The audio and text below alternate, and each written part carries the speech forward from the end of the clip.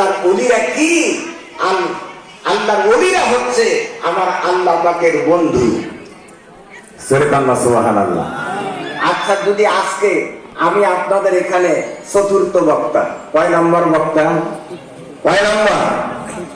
4 নম্বর বক্তা। এই 4 নম্বর বক্তা আমিও কিন্তু অনেক জায়গায় প্রধান বক্তা আছি না? কম বেশ হয় কি হয় না? এখানে যারা প্রধান বক্তা আমার তো অনেক সিনিয়র, কিন্তু সে আজকে এই মাহফিলের প্রধান বক্তা। এই সম্মান কে দেয়? যারা বলুন কে দেয়? আল্লাহ দেয়। কিন্তু আমি এলাকার বক্তা, কিন্তু যখন আমি উল্লাপাড়া ওয়াজ করি, সিরাজগঞ্জে যাই, বিভিন্ন জায়গায় যাই, তখন আমি কিন্তু প্রধান বক্তা। আমার ওয়াজ শোনার জন্য মানুষ চলে আসে। কিন্তু আজকে ওলির দরবারের পাশে যখন আমি অবস্থান করি, তখন আল্লাহর ওলি আমাকে ভালোবাসে বলেই আজকে এই দরবারে হাজির হতে পেরেছি। কথা ঠিক না ঠিক? কারণ এই সম্পদ, এই ঈমানকে রক্ষা করার দায়িত্ব হচ্ছে আমাদের। কথা ঠিক না ঠিক? এই দায়িত্ব তাদের, আমাদের। কারণ আমরা ওলি আল্লাহকে ভালোবাসি, ওলির ভক্ত, ওলির মুহাব্বত, ওলির মধ্যে দিয়া আমরা যা লাভ করেছি, শুধু মুখে মুখেই আল্লাহর ওলিকে ভালোবাসি না, নামাজের মধ্যেও আসসালামু আলাইনা ওয়া আলা ইবাদিল্লাহিস সালিহিন এই কথাটা আপনারা বলেন কি বলেন না? যারা কম, তাহলে বোঝা গেল নামাজের ভিতরে আসসালামু আলাইনা ওয়া আলা ইবাদিল্লাহিস সালিহিন যখন আপনি বলেছেন, তখন তো আল্লাহর ওলিদেরকে সালাম দেওয়া আর বাকি রইল না। অথচ নামাজের ভিতরে আমরা আল্লাহর ওলিকে সালাম দেই, অথচ ওলির দরবারের ওরস করি, সেখানে আমরা যাই না। ঠিক কথা ঠিক না বেটি? আমরা বলেন ঠিক না বেটি? সুতরাং বুঝতে হবে, নামাজে রসুলকে সালাম, নামাজে ওলিদেরকে সালাম। আমার আল্লাহ পাক কোরআন শরীফের ভিতরে ঘোষণা করেছেন, আনা'আমাল্লাহু আলাইহিম মিনান নাবিয়্যিন ওয়াস সিদ্দিকিন ওয়াশ শুহাদা ওয়াস সালিহিন। সুবহানাল্লাহ। কয়জন? 4 জন। আমি বক্তা কয় নম্বর? 4 নম্বর। তাহলে বোঝা গেল আমার প্রতি রহমত আছে। সুবহানাল্লাহ। আমি সেই 4 নম্বর বক্তা। আমার বাবা দিলাম আল্লাহ পাক দেখতে বলেন, আনা'আমাল্লাহু আলাইহিম মিনান নাবিয়্যিন ওয়াস সিদ্দিকিন ওয়াশ শুহাদা ওয়াস সালিহিন। এরা হলো আমি আল্লাহর পক্ষ থেকে নিয়ামত প্রাপ্ত, রহমত প্রাপ্ত।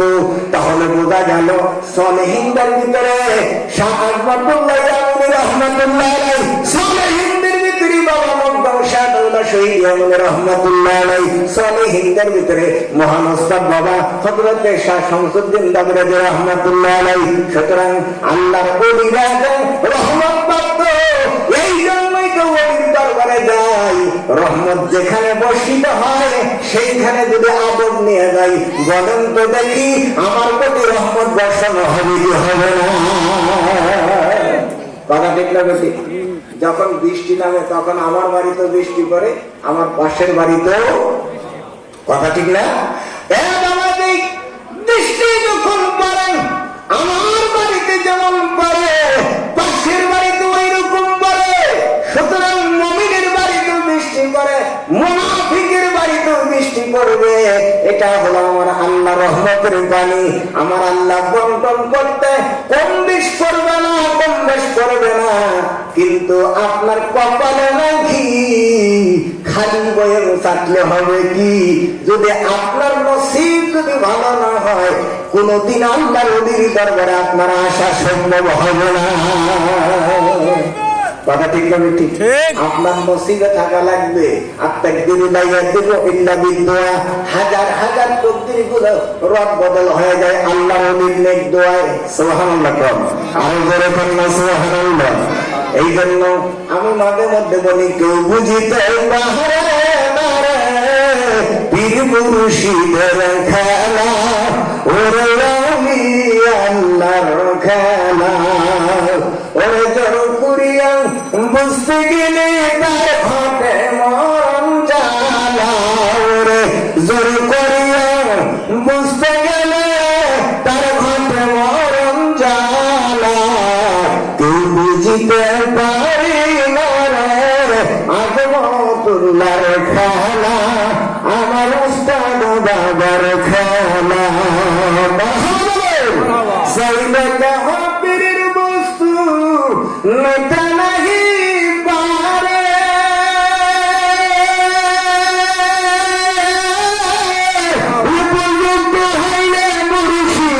ডাইকালিবে ঘরে তোমায়, ডাইকালিবে ঘরে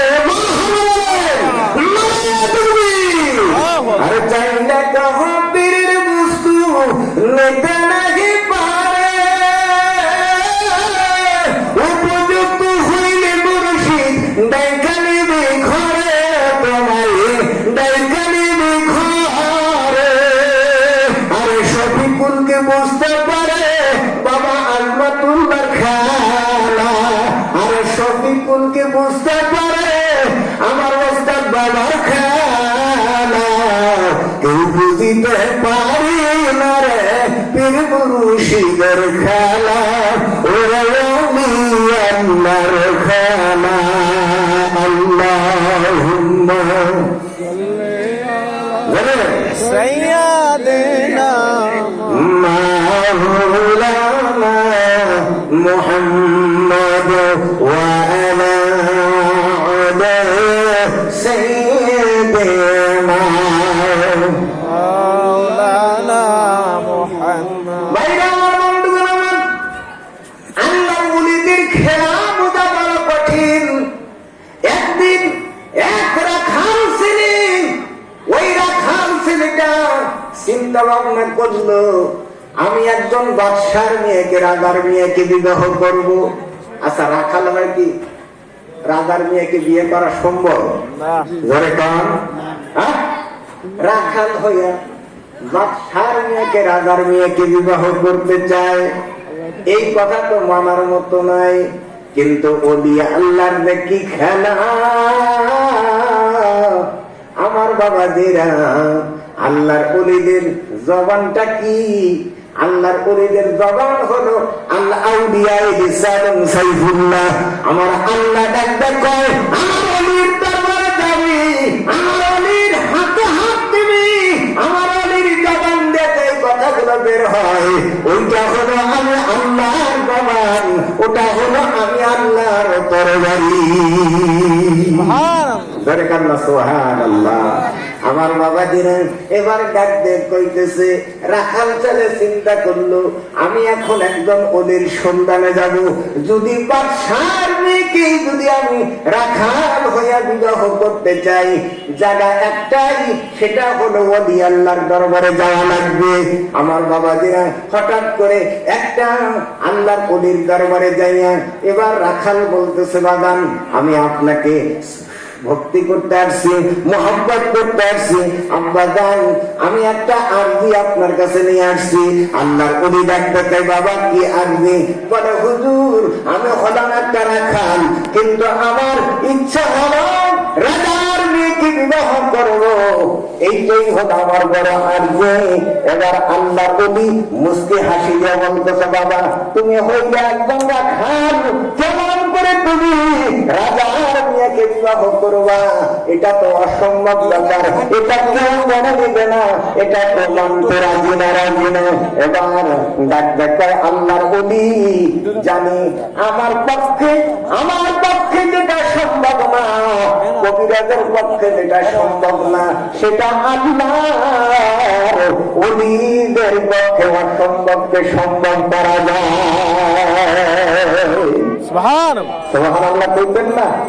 ডাক দেখা হুজুর আল্লাহ ওলিরা তো পারে অসম্ভবকে সম্ভব করতে, এই জন্য তো আপনার কাছে আসছি। আল্লাহর ওলি কয়, না বাবা তুমি রাখাল, তুমি রাজার মেয়েকে বিয়ে করবা, এটা কখনোই সম্ভব হতে পারে না। চাঁদের সাথে আমার চাঁদের তুলনা, ঠিক আছে? কোন চাঁদ আর কোন পেঁয়াজ আর কোন শিক্ষা দি আর কোন বকরির লাদি দুটো কি সমান হতে পারে? হ্যাঁ, যেই সাথে কেই বলে রাজা কমেলের আমি। তুমি যদি রাজার মেয়েকে বিবাহ করতে চাও তাহলে তোমার সেই যোগ্যতা লাগবে। বলে হুজুর সব যোগ্যতা আমার কিচ্ছু নাই, কিন্তু আমি আপনার কদমে আসছি, আপনার মাধ্যম দিয়া আমি বিশ্বাস করি অসম্ভবকে আল্লাহর ওলিরাই কেবল সম্ভব করে দিতে পারে। আরে বলে ধন্যবাদ সুবহানাল্লাহ। হে পাগল, আল্লাহর ওলিদেরকে চিনল না, বুঝলো না। শাহ আহমদুল্লাহ ইয়ামানি কত বড় দরদার আল্লাহর ওলি, যার শান শাহাদাতে আজকে এত বড় কিছু দেখা যায়, এটা হচ্ছে আল্লাহর ওলিদের শান। আর ঘরে বাংলা সুবহানাল্লাহ। বাবা মখদুম শাহ বাংলা শহীদ আমিনের রহমাতুল্লাহ দরবারে মহান ওস্তাদগির গম্বুজের পেতে মখদুম বাবার গম্বুজ বড়, কারণ এটা হলো মখদুম বাবার শান। উনি অলিকে ভালোবাসছে, ওনার মুর্শিদকে ভালোবাসছে, তাই মুর্শিদের নেকদাই উনি এত বড় গম্বুজ লাভ করতে পেরেছে। সাধারণ মানুষ তারা নয়, এই জন্য তাদের দরবারে তাদের মাজারে গম্বুজ নির্মাণ করে এটাকে চিহ্নিত করা যায় যে উনি সাধারণ ব্যক্তি নয়, উনি একজন আল্লাহর ওলি। আর আল্লাহ সুবহানাল্লাহ। বন্ধুরা আমার, ভাইরা আমার, এবার দেখা গেল ওই রাখাল ছেলেটা ডাকতে তো আল্লাহর ওলি, আমার কোন চালান নাই, পুঁজি নাই, এলেম নাই, কালাম নাই, কিন্তু অসম্ভবকে সম্ভব করতে পারে একমাত্র আল্লাহর ওলিরা। এই জন্য আমি আপনার দরবারে হাজির হয়ে গেছি। এবার আল্লাহ ওলি ডাকতে চাই, বাবা এটা সম্ভব না। বলে হুজুর আমিও জানি সম্ভব না, কিন্তু ওলির দরবার থেকে আমি কখনো নৈরাশ হব না। এবার আল্লাহর ওলি ডাকতে চায়, তাহলে আজকের থেকে কিন্তু তুই রাখাল না, আজকের থেকে তুই আমার পাগল, আজকের থেকে তুই আমার পাগল। আসলে কি প্রেম করছে ওলির সামনে না প্রেম করছে রাজহার মিয়ার সাথে? তার সাথে রাজকন্যার সাথে প্রেম করছে। কিন্তু প্রেমে যখন ব্যর্থ হয়, আল্লাহর ওলির কাছে যাইয়া বলতে হুজুর অসম্ভবকে সম্ভব করে দেন। আমি জানি আল্লাহর ওলিরা করে।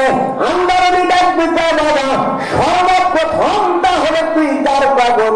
বলে হুজুর ঠেকা তো আমার বাদশার মেয়েকে বিবাহ করা, কিন্তু সর্বপ্রথম পাগল হিসেবে আমাকে আপনি কবুল করে নেন। সুবহানাল্লাহ। এবার আল্লাহর ওলি যখন তার খেদমতে মহব্বতে যখন আল্লাহর ওলি তাকে কবুল করে নিল, এমন অবস্থায় ডাকতে কই, পাগল রে আজকের থেকে তোকে আমি পাগল বানিয়ে দিলাম। তোর সব সময় একটা নাম জিকির থাকবে, লা ইলাহা ইল্লাল্লাহ মুহাম্মাদুর রাসূলুল্লাহ, লা ইলাহা ইল্লাল্লাহ মুহাম্মাদুর রাসূলুল্লাহ। এই কতবার জিকিরের পাগল করে বানাইয়া দিলাম। এবার চিন্তা ভাবনা করলো, আমার মুর্শিদ আমাকে যে বস্তু দান করেছে, এবার পীরের কথায় আমি এই কলেমা জিকির করব, জিকির ছাড়ব না, কিন্তু আমার উদ্দেশ্য হাসিল হবে আল্লাহর ওলির দয়ায়। এটা কোনদিন মিস্টেক হবে না, হবে না। হাজারো তকদির বদলতে হয়, ওলিও কানে বদলে আল্লাহর ওলিদের নজরে তোমার তকদির ঘুরে যাবে। আর চাইলে তো পীরের বস্তু নেতা নাহি পারে, উপযুক্ত হইলে মুর্শিদ দেখা নিবে ঘরে, তোমায় দেখা নিবে ঘরে। এবার কুরু কুরুয়া দিবে তোমার খবর দেখো জানা। আরে কুরু কুরুয়া দিবে মুর্শিদ আপনার দেখো জানা। তুমি দিতে পারে না রে পীর মুর্শিদের খেলা, ওরা আল্লাহর খেলা। আমার বাবাজিরা আল্লাহর ওলিদের খেলাটা কিভাবে খেলতেছে, আমার বাবাজিরা লা ইলাহা ইল্লাল্লাহ মুহাম্মাদুর রাসূলুল্লাহ এই কলেমার জিকির ওই রাখালকে যখন দেওয়া হলো, ওই রাখাল ওই জিকির করতে করতে করতে করতে পাগলের ন্যায় হয়ে গেল। এবার পাগল বেশে যখন আল্লাহর ওলির দরবারে হাজির হয়ে গেল, আল্লাহর ওলি ডাকতে, আমি তোর কলেমার দিকের শিক্ষা দিলাম, এবার এই কলেমার দিকটা নিয়ে তুমি রাজ দরবারের দিকে অগ্রসর হতে থাকো। আর ভাইরা আমার, বন্ধুগণ আমার, রাজ দরবারের দিকে যখন ওই ছেলেটা লা ইলাহা ইল্লাল্লাহ মুহাম্মাদুর রাসূলুল্লাহ এই জিকির করতে করতে যখন রাজ দরবারের দিকে অগ্রসর হলো, রাজ দরবারে ঢুকতে গেলে কয়েকটা ঘেট মাইরা তারপরে রাজার সাথে সাক্ষাৎ করা লাগে। যে একটা ঘেট পার দিলেই রাজার সাথে সাক্ষাৎ হবে তা হবে না। আমার বাবাজিরা, প্রথম গেটে দেখা গেল অনেক দারোয়ান রয়ে গেছে। এই দারোয়ান দেখতেছে একটা পাগল ছেলে, যুবক মানুষ। এই যুবকটা লা ইলাহা ইল্লাল্লাহ মুহাম্মাদুর রাসূলুল্লাহ এই জিকির করতে করতে আসতেছে। জানি না এই পাগলকে যদি রাজ দরবারে ঢুকতে না দেই, হতে পারে আল্লাহর ওলিদের ব্যাপার স্যাপার যদি হয়ে যায়, মনে হয় বিপদগামী হয়ে যাব। এইরকম ভীত হইয়া প্রথম দরবারের গেটটা তাকে খুলে দিয়েছে। দ্বিতীয় গেটে ওই রকম হয়েছে, তৃতীয় গেটে ওই রকম হয়েছে, চতুর্থ গেটে ওই রকম ভাবে গেট ক্লিয়ার করে দিছে। এরপরে রাজার কাছে যখনই আল্লাহ পাগল লা ইলাহা ইল্লাল্লাহ মুহাম্মাদুর রাসূলুল্লাহ জিকির করতেছে, এই অবস্থায় যখন রাজ দরবারে ঢুকে পড়ছে, এবার রাজ দরবারে রাজার যত উজির নাজির ছিল এরা তাকে বলতেছে পাগল তুমি কি চাও? বলে লা ইলাহা ইল্লাল্লাহ মুহাম্মাদুর রাসূলুল্লাহ, লা ইলাহা ইল্লাল্লাহ মুহাম্মাদুর রাসূলুল্লাহ। শুধু এই জিকির আর জিকির। এমন অবস্থায় বাদশা ডাকতে বলতেছে, দেখো তো এই পাগলটা কি চায়, এই যুবক ছেলেটা পাগল, এই পাগলটা কি চায়? এবার বলতেছে, বাদশা নামদার, আমি আপনার কাছে যে সংবাদটা বলবো, কিসের জন্য আমি এই রাজ দরবারে ঢুকেছি, এটা ডাইরেক্ট আপনার সামনে বলবো না। আপনার একদম কাছের মানুষটাকে আমাকে দেখাইয়া দেন, আমার প্রস্তাবটা আমি ওই লোকের কাছে পেশ করে যাব। আমার বাবা দিও এবার রাজার অতি নিকট করতে দিন, যেই ব্যক্তিরা গেছেন ওই ব্যক্তিকে যখন ওই পাগলের কাছে যখন উপস্থিত করা হলো, পাগল ডাক দেখায়, শোনো গো শোনো, আমি এই রাজ দরবারে এত গেট মেরে যখন এই রাজ দরবারে হাজির হয়েছি, উদ্দেশ্য আমার একটাই, এই রাজার মেয়ে আছে, এই মেয়েটাকে আমি বিবাহ করব। এই প্রস্তাবটা তোমরা রাজার কাছে দিয়ে দাও। এবার দেখা গেল রাজার কাছে এই প্রস্তাব যখন চলে গেল, রাজা চিন্তা করলো, না জানি আল্লাহর ওলি আমার রাজ দরবারে ঢুকেছে, আজকে আমি হয়তো রাজা আছি, একদিন তো দুনিয়ার বুক থেকে আমাকে বিদায় হইয়া ওই সাধারণ মানুষের মতো আমাকে ওই 3.5 হাত কবরে যাইতে হবে। অতএব এই পাগলের যে দাবিটা, এই দাবির ব্যাপারটা নিয়ে রাজা তখন তাকে একটা শর্তর কথা বলে দিল,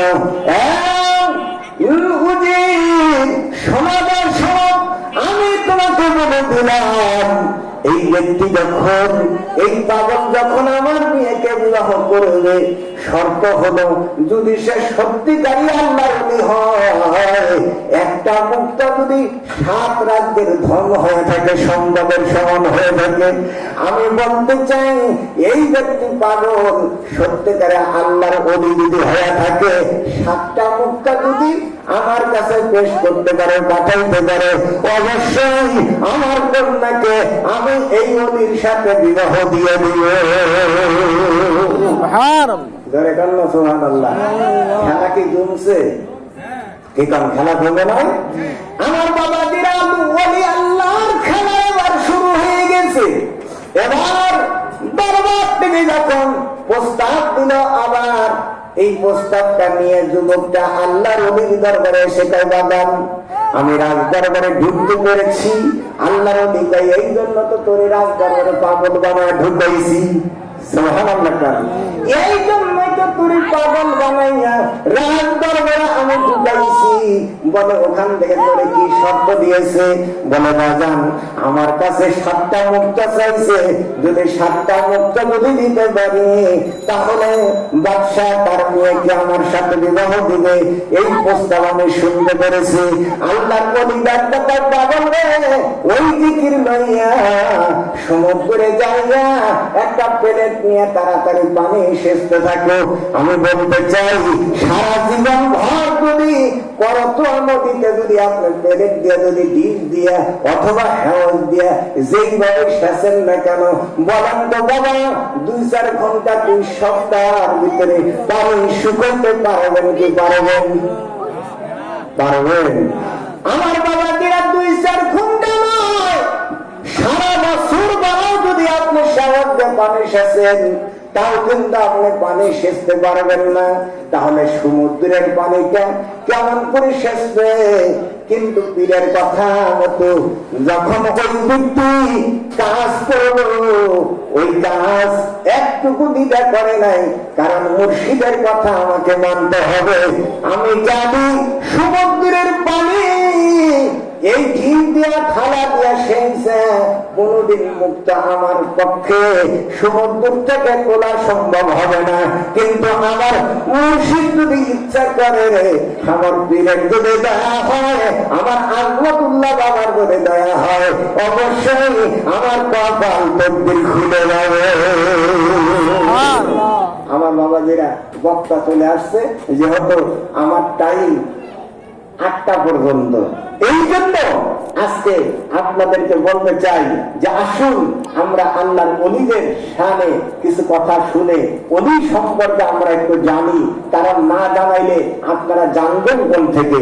সারা জীবন করা এই রাস্তায় চলাফেরা করতেছেন, কিন্তু পাশে যে আল্লাহর ওলি রয়েছে এই ওলির কদর আপনারা বুঝতেছেন না। অতএব সেই আল্লাহর ওলিদেরকে চেনানোর জন্য, বুঝানোর জন্য আপনাদেরকে আহ্বান করা হয়েছে। আল্লাহর ওলির ওরস দিয়া আজকে আপনাদেরকে আহ্বান করা হয়েছে যে আপনারা এখানে আসুন, আল্লাহর ওলিদের ব্যাপারে একটু শুনুন, জানুন। অবশ্যই যে আল্লাহর ওলিকে চিনতে পেরেছে আমার বাবাজিরা, সে আমার আল্লাহর সন্ধান লাভ করতে পারবে। আর ধরে দেন না সুবহানাল্লাহ, আর ধরে কম। আর যে ওলি আল্লাহকে চেনে নাই, সে কি রাসূলকে চিনতে পারছে? ধরে দেন, চিনতে পারছে? আমার বাবাজিরা, অনেক রাইটার অনেক রকম কিতাব লিখেছে। রাসূল সাল্লাল্লাহু আলাইহি ওয়াসাল্লাম এইরকম সৌন্দর্য ছিল, এইরকম কোপরামুখী চুল ছিল, এইরকম ঠোঁট দুটো গোলাপের পাপড়ির মতো ছিল। কিন্তু যারা তরিকতের ভিতরে প্রবেশ করেছে, তাসাউফের জগতে যারা প্রবেশ করেছে, আমার বাবাজিরা, তারা কেবল প্র্যাকটিক্যাল ভাবে আল্লাহর হাবিবের সাথে তার মোলাকাত হয়ে গেছে। সেই ব্যক্তি বলতে পারে রাসূলকে কেমন দেখা যায়। কথা ঠিক না বেটি? সুতরাং এখানে কিতাবী বিদ্যা আর একটা হলো আধ্যাত্মিক বিদ্যা। এই আধ্যাত্মিক বিদ্যার কাছে আপনাদেরকে আসতে হবে।